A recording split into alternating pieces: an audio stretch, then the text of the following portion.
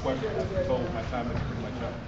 No questions? No comments? No concerns? Yes. Where you guys located? We're in Brooklyn, New York. If you're interested, I do have some DVDs for sale too. I got knife fighting, gun disarming, ground fighting, street ground fighting, court ground fighting. I have one DVD that has all those things like reverse grip knife fighting on it, advanced one-hand gun disarm, things like that. So I do have that for sale over there. The DVDs are $10. I mean, you're talking about the natural instinct, the natural animal instinct. Yes. Like, now when some people get to certain states, like anger, like some of that stuff goes, out the. It never goes out the window. And we're animals first. What I'm trying to explain is that in any interaction, if you and I'm coming to Detroit, I'm from Brooklyn. If I came in here, you're from Brooklyn, right? Trying to act like Brooklyn people do. But anybody around the world says Brooklyn, hello, we go crazy, right? Now I can't walk into your space trying to dominate your space because as animals, that interaction first is energetic and it has to be respectful. So the first thing we did when we came in is, hey brother, good to see you. We had to do all this first. That sets the tone. That's animal. Before I learn anybody's name, before I know what style you do, who your teacher is, what culture you from, what religion you practice, we have an energetic interaction. And if that energetic interaction is not correct, then you know what happens, right? It starts to create a cycle of dominance. So the energy ain't right, so we're gonna size each other up. We're gonna look at each other. We're gonna play the energy game. We're gonna see who. Right? See, I start to swell up. You feel? You feel it? I start projecting. Because if I can swell up and project, then I can dominate him energetically. So if I can dominate him energetically, the physical part is easy. He'll submit to me because that's what animals do. When it's a dominant animal, the ones that are less dominant will submit. So even if he gave me a pseudo fight back, it's not going to be a real fight back because I've already beat him mentally. I beat him energetically.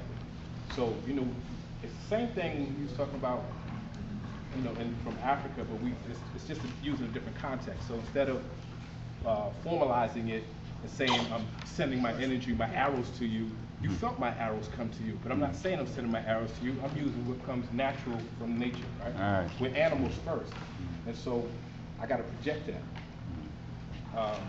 In terms of when a person gets angry, I want you to get angry. Because anytime emotions go up, intelligence goes down. Right. They don't sit in the same place at the same time. Right. So if I have you emotional, then you're going to make poor decisions. Poor decisions work in my favor. I'll do things to get you angry. I'll call you all kind of stuff. I'll talk about your mama, I'll talk about everybody, right? Right. That's to get you angry. You get angry, and you're going to fall right into the trap. It's interesting you said that because I just read something where they said anger actually lowers your IQ at that moment. Oh, absolutely. Yeah. Absolutely. Gives you poor judgment. Any type of emotions. Fear, sadness, anger, love. It makes you dumb decisions, right? So we can't discount that. Is that the only thing we use? No. That's what we believe in TUF is that you have to have what we call redundancy. There's layers. There's things that I'm doing simultaneously. So I wouldn't just I ain't gonna hit anybody. Okay. Yeah. Like I could just punch him with my fist and it would hurt. Or I could punch him and bring that same energy, that dominance to him, and you're gonna see a different reaction. So you brace for it, you ready? All right. I didn't swing hard. You didn't see me. I didn't tense up. I didn't get it, but I dropped him. And I dropped him right where I wanted to drop him because I didn't just give him my fist. Well, I see what you did. Do it again. Yeah, you gotta take that. You're not gonna see what I did, and that's the whole point of it. Right? It looked like I just punched him and not very hard. Right. But what I'm doing, I'm using the energy. Right? I didn't have to do much. It's because that same energy that you felt when I'm projecting that and I'm dominating, I'm going to use that same energy through my fist when I touch you. I'm projecting it through my fist. I'll project it through my foot. I'll project it. Whatever I'm going to make contact with, I'm going to project that too. So you're not just getting my fist. As long as he's not punching right here, he's punching right there. Right. That was moving. Yeah, I saw it. Wherever I put my hand, that's where the body's going to go. Because that's what I'm sending that to that spot, anchoring to that spot. That's where I want it. So again, we have all these layers, this redundancy, so I'm not going to rely on, I'm going to stand assertive, and that's going to work. It doesn't work on everybody, right? And depending on the person's age, like we got some young guys here, when you're between 16 and 25, your testosterone is so high, logic and reason go out the window.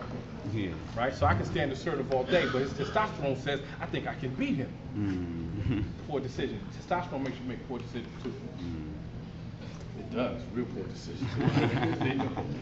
So I'm not going to try to just stand assertive with him. You know, if somebody is mentally ill, they're not following the same rules necessarily as somebody else. If somebody's inebriated, they're not following the same rules. If they're high on drugs, they're not following the same rules.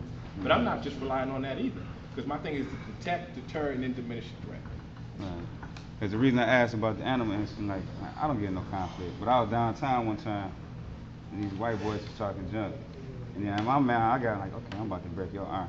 But as soon as I got that thought, he looked back and started speeding up. But I was saying, you know, so I was asked, because like, if you got two people projecting that same energy, I guess what, the dominant energy? Well, no, what happens is if you got two balanced dominant males, it'll never happen.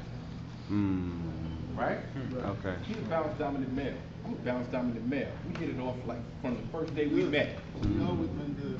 Always, from the first day we met. There was no competition. I was like, I like what he does. Right? Because he's a balance. He didn't come at me, my stuff is better than your stuff. You know what I got. You know, it was never that. Right. Always respectful interaction. So it's only when you got two imbalanced dominant males, or right, that's going to happen, because imbalance doesn't know what to do when it gets pressure. So it reacts physically. It's like little kids, right? When they can't communicate, they bite and they lash out. It's the same thing with an imbalanced dominant male. But an imbalanced dominant male, when it faces a balanced dominant male, will back off every time. Imbalance can't stand to be in the same place as balance. Yeah, you're right. That's why there's nothing in here, right? You're right, yeah. You're right. It won't come in the door. If it comes in the door, it's going right back out. Because it gets but they're not scared of me. It's going to be gone. I experience that with people. Because some people that have a problem with me, I don't like what And it's not about size. Right? It's know. not about gender. It's not about who your mama is, or who your teacher is. Not about none of that. It's an energy. It's about your level of awareness, and that's really critical. You know, this guy asked me, what if you get surrounded? Well, you messed up a lot of ways. Right? There's a long line of mess ups you got to get surrounded. But then you handle it. You know, we always say that there's a way out, right? Until you stop breathing, take that last breath, you keep trying to find a way out.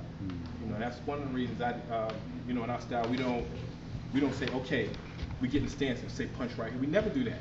You know, when we demonstrated before, and we did it outside for the camera, it's like, do whatever. Because your body got to be able to respond to whatever.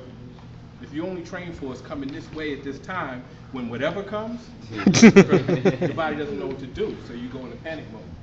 Panic is when your body tries to save itself and reverts back to a real primitive. Right. There's a difference between panic and choking, you know. Yeah. You ever play sports and choked? Yeah, I've done that before, right? Yeah. Choking and panicking is a different thing. Panicking is when your body goes back to survival mode.